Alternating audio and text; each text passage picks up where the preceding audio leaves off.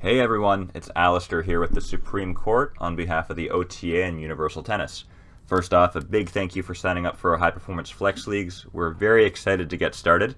We had over 90 signups, which is a great place to be.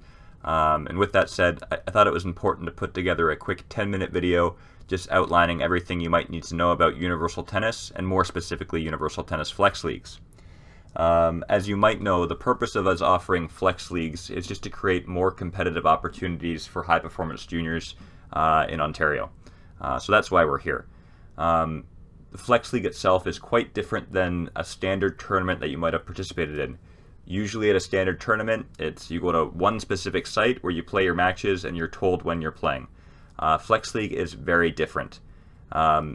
Right now, your players have been set up into their individual boxes, and matches against other opponents have been preset.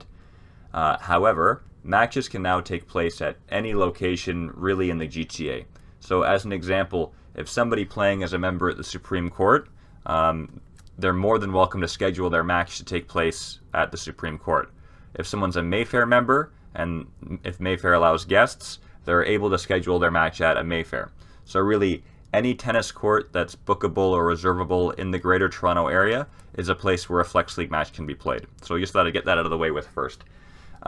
With that in mind, I'm going to show you a few things here about some player profile stuff. Now, I've asked to use one of my players' profiles named Jensen, so we'll log in as Jensen here in a second, and I'll show you what's up.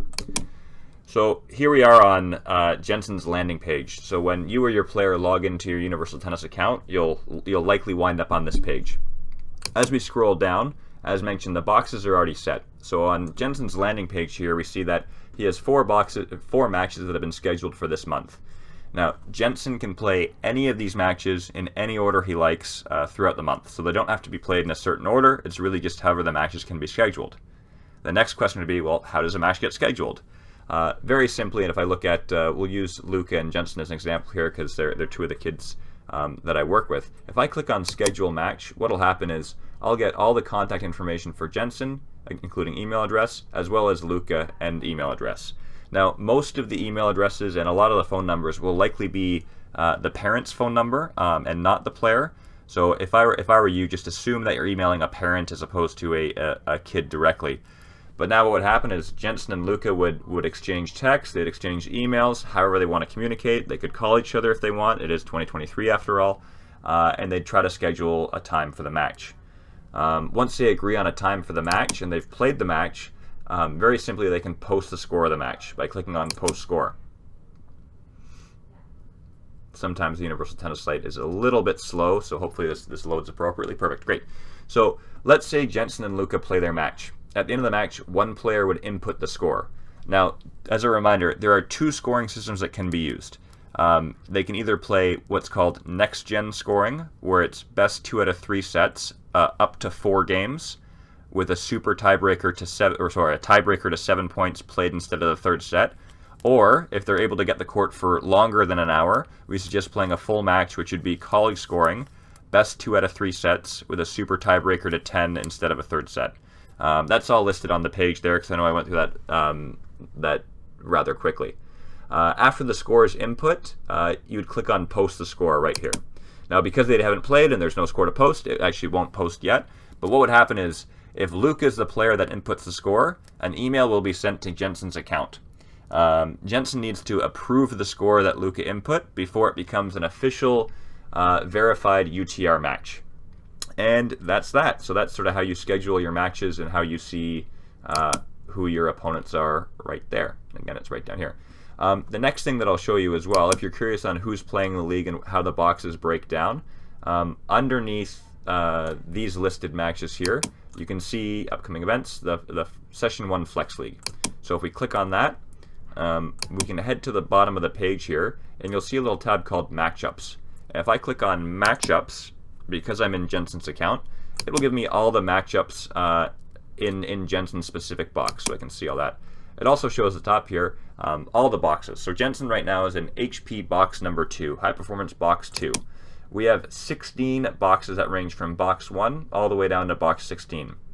For the life of me, I have no idea why it goes box 1, box 10, box 11. I'd much prefer it to be box 1, 2, 3, 4 all the way down, but what are you going to do? So for instance, if we go to box number 1, I can see all the players that are playing in box number 1 based on their UTR. If I go to box number 6, again, I should be able to see all the matchups, well, all the players playing in that box, and all the matchups for that box as well. So that, for now, should be everything you need to know about Flex League. The last thing that I would say is all these matchups so far have been automatically created by the Universal Tennis system.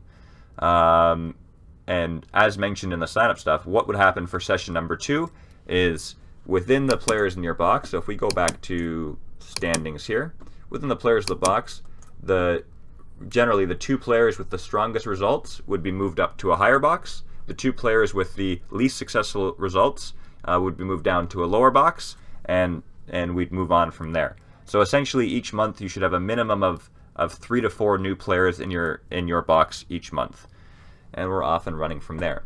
And the last thing that we announced the other day is for the players that make their way to box 1 and are competing in box 1, we do have a grand prize of a $400 Visa gift card for the player with the best results in box 1, and we have a $100 Visa gift card for the best results in box 2. So we're trying to make it a little bit fun, a little bit of incentive as well to players who are competing. So that's the long and short of it for now. If anybody has any questions about this, please don't hesitate to email me. It is a busy time of year, so I'll do my best to get back to you as soon as I can. But hopefully this has been fairly straightforward, and hopefully everybody can start scheduling their matches and getting a lot of matches in. Okay, thank you so much. If you have questions, let me know. Cheers.